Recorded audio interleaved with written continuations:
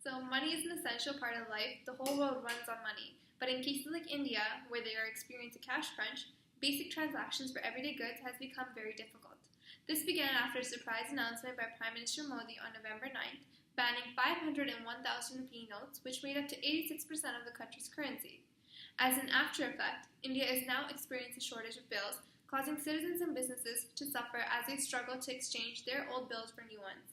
Modi claims his goal was to decrease corruption, counterfeiting, and black money, aiming to move towards a cashless economy. But until the supply of new bills is sufficient, the economy will continue to deteriorate. Money is a medium for exchange and is essential for transaction in an economic environment.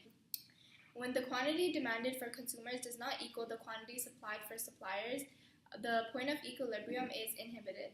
This maxim is commonly referred to as a market failure. This situation is distinctly showcased through the ban of India's 500 and 1,000 rupee notes. India has the demand for goods as well as equal supply, but there is no medium for exchange, inducing market failure and making it difficult for the transaction of goods to occur. This has left Indian citizens in difficult times as many are unable to pay for their basic needs. Many are unable to pay for their groceries and everyday items, while others suffer from the inability to receive medical care as they do not have the currency as required. Although Modi's efforts were to move towards a cashless economy, there was an enormous lack of infrastructure in place to create such a movement. He chose to replace the two bills that accounted for approximately 86% of the cash that was in circulation, resulting in a reduction of transactions occurring, impacting the flow of money and overall reducing the amount of money being spent in the economy. This has now caused the overall GDP to decrease, showing the country's deteriorating health. As before this, India was known as the fastest growing major economy. Now, how big of a hit will the economy suffer? This depends on how long the cash crunch is going to take. No signs of it ending anytime soon are prevalent, as over 5 trillion rupees, $79 billion in old cash have been sucked out of the economy and only 1 trillion has been replaced.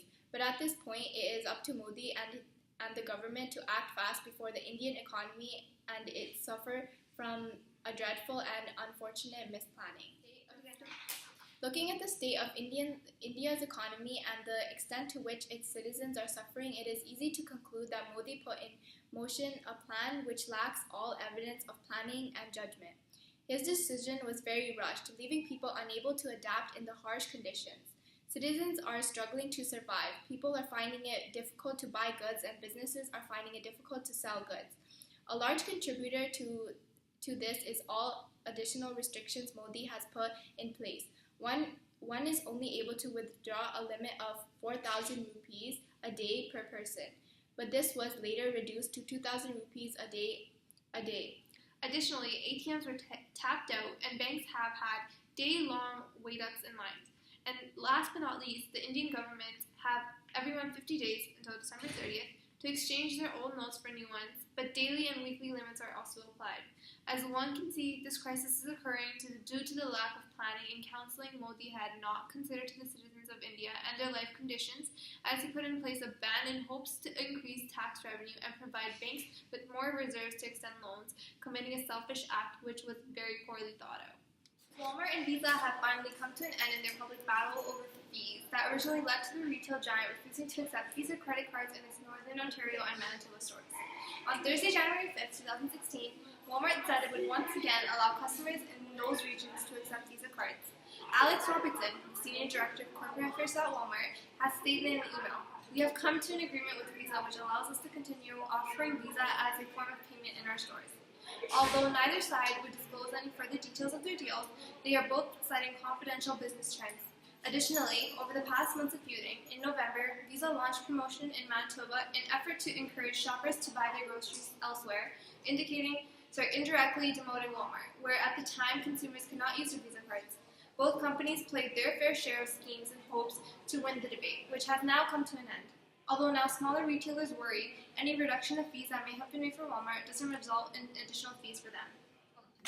Initially, this feud had begun when last summer Walmart started phasing out the acceptance of Visa cards in its Canadian stores. This led to Visa accusing the retail behemoth of confusing its own customers as leverage in an attempt to pay lower fees than others, including charities and schools.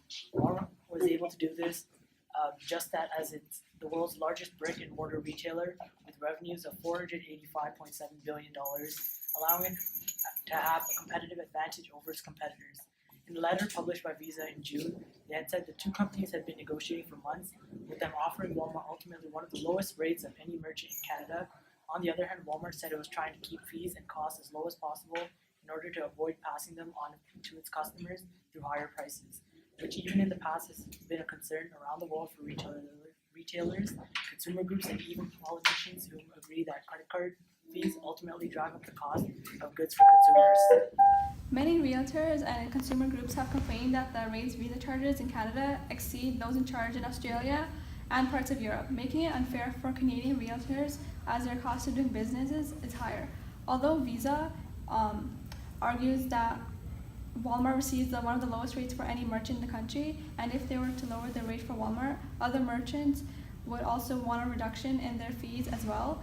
Personally, I do think Visa has a valid argument, but Walmart being an enormous corporation, their percent fees tend to be millions of dollars more than its competitors. If lower fees for Walmart result in lower prices of goods sold, then Visa should make an exception for Walmart. Furthermore, other companies also do not have a leverage Walmart has over Visa. Other merchants would unable to rattle Visa the way Walmart has done so. A report by the Retail Council of Canada shows that sales by square foot in the northern nations shopping stores beat US on average. Since malls in the US are losing sales to online shoppers, they have more vacancies than us, which is north of the border. In Canada, higher shipping costs and low population density have slowed the rise of e-commerce, while winter malls lure shoppers indoors. So low sales in U.S. shopping centers are due to people purchasing from online, which makes the U.S. lose sales to online shoppers. The change in business affects the global environment for business, as it is compared to using both Canadian and U.S. retail sales. This is the change in business linked to technology. Since technology is advancing, it makes it easier for people to purchase items through online sources. Since the US is losing sales to online shoppers compared to Canada, we believe the same thing will happen in Canada as well. People will rely on technology to make purchases online because it can be much easier and less time consuming, which results in the loss of retail sales in Canada to online consumers. Due to a recent suicide by a woman who was working more than 100 hours overtime a month at Japan's biggest advertisement agency, Dentsu, the Japanese government has concluded it is time to make some cultural changes at work. Now the government and business groups are working towards having workers reclaim their lives by leaving work early one day a month called Premium Friday, suggesting companies and staff go home at least 3 p.m. at the last Friday of the month starting in February. The death of the woman was ruled out to be a case of karoshi and had led the firm's chief executive resigning and sharing his deep concern in Japan's work culture. There are approximately 2,000 deaths a year linked to overwork, although it is still unsure how many people will participate in the voluntary scheme, but nonetheless, it is still a small step towards changing attitudes towards the issue. Although this isn't the first time the topic has been approached, in the past, other initiatives have been implemented trying to make employees take more of the leaves they are entitled to, but they only take about half, without much success. Furthermore, the government has also tried to encourage flexible work hours by allowing government workers to start and leave work early in the summer, which is now something Dentsu is also trying. This has helped change the perspective of excessive overtime, but nothing has made a dent in the hours themselves. In Japan, approximately 22% of the population works more than 49 hours a week, while in the US, only about 60% of workers put in these type of hours, showing the extent and difference between the two work cultures. The decrease in the work hours will not only benefit employees, but also have a positive effect for the government and the businesses. Japan's economy has been stagnated for about 2 decades, and worsening the situation in low consumption spending and very low birth rate, both which are aggravated by workers spending a large proportion of their time at work, reducing their leisure time. Chief economist at Daiichi Life Research Institution stated that private consumption should rise about as much as 124 billion yen, $1 billion, every Premium Friday, if 100% of those eligible heading home at 3 p.m. on those days, but further stresses the uncertainty of how many people will partake in the idea. I think it's important for Japanese workers to take more time for themselves and decrease their working hours to create a more healthier balance between the two. To have workers committing suicide due to overstress from work is extremely unfortunate. Causes like this should not be nearly as common as they are in the Japanese culture. Action needs to be taken soon, or the situation will not improve as working these kinds of hours in the current culture and is becoming a way of life for the Japanese people, but instead a more happier and healthy lifestyle needs to be promoted. YouTube has been promoting several products throughout the videos displayed by many known YouTubers such as Michelle Phan. Michelle Phan has a 8.7 million fan base and is well known worldwide. YouTube makeup tutorials are said to be helping to boost cosmetic sales thanks to the growing awareness of social media savvy consumers and their love for vlogs. Fans tend to be motivated and inspired by well-known sensations such as Phan herself and become encouraged to try their products they use. Brands highlighted by the bloggers is set to expand sales and act as free marketing tools by the companies behind the products displayed in the YouTube videos. Phan has capitalized on this success with the launch of her own subscription makeup offering, Ipsy. This is now challenging its main rival, Birchbox. However, it's not just her own brand that Phan and her social media colleagues are helping to expand. Indeed, any brand highlighted by the bloggers is set to increase in sales and act as free marketing tool by the companies behind the products she uses. YouTube is a strong factor which results in having a positive effect in sales in promoting products used by well-known celebrities. YouTube is a very powerful advertising factor amongst all ages in today's century. Hence, when a YouTuber with millions of subscribers talks about a product or service, many viewers are then inspired to go out and try the product or service being promoted. This leads to a high rate of success in markets as YouTube is accessible worldwide. Several businesses get the opportunity to advertise without paying YouTube. They can easily get sponsors to try out the product for free and attract their subscribers. Legal issues are involved according to copyright issues though. Factors such as YouTube play a strong role in promoting sales in international markets. Customers are strongly influenced by what their role models have to say. Michelle Phan is a well-known YouTuber worldwide who influences many young kids as well as adults all around. Companies in most cases do not pay Phan for advertising their products, yet she tends to contribute positively to transactions.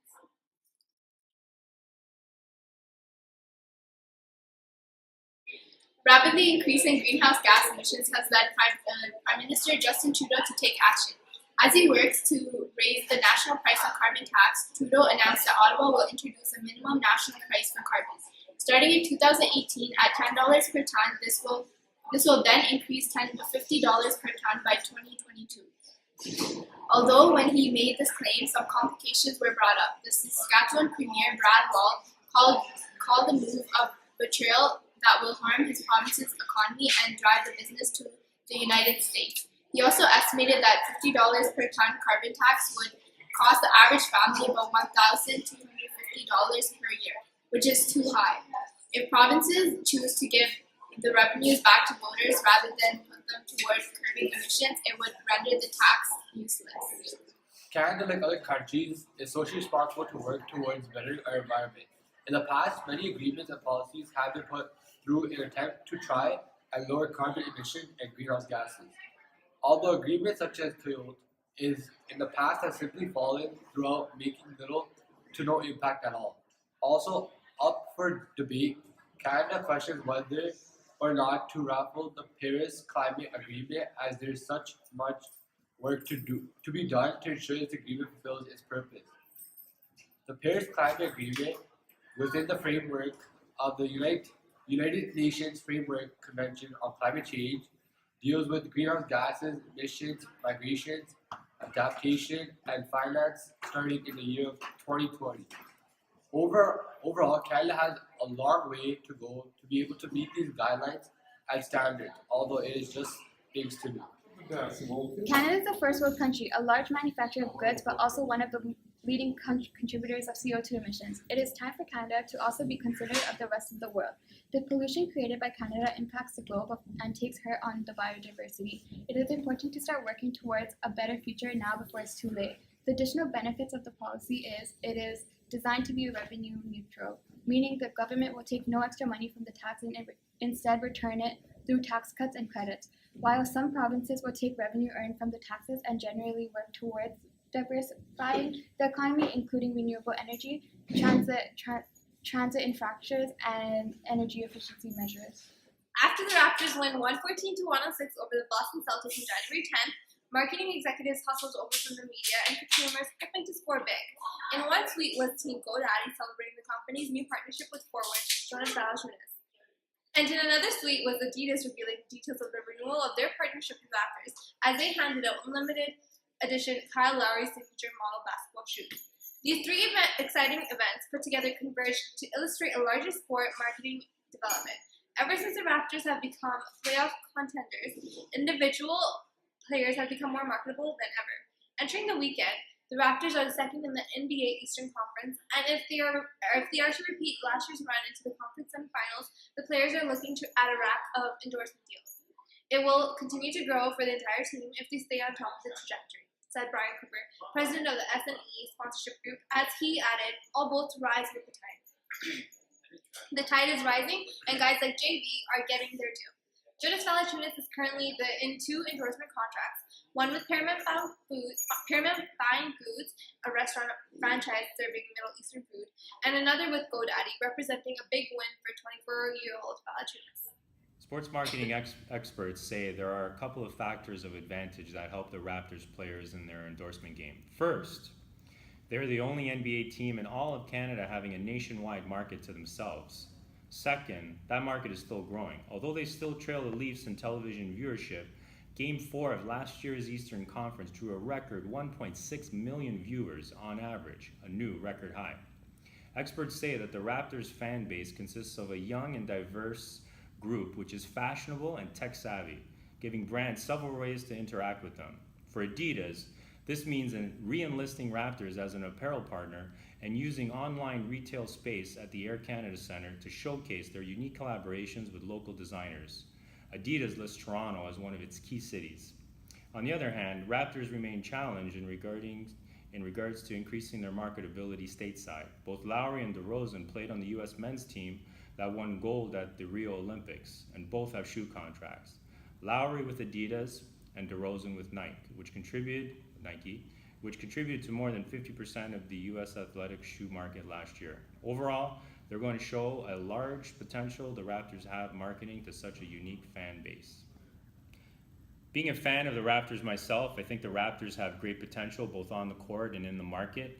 The team consists of young, eager players who have great skills and a lot to contribute to the team, and many of them still have a long journey ahead of them, so we know they're going to be around for a while. Additionally, what makes this team so unique and successful is their love for their fans. DeRozan last spring was a free agent, and instead of signing with a team such as the Los Angeles Lakers, which would have potentially tripled his shoe contract income, he ended up returning to the Raptors. And because of his loyalty to his fans are increasingly loyal to him and his team, never losing sight of their patriotism.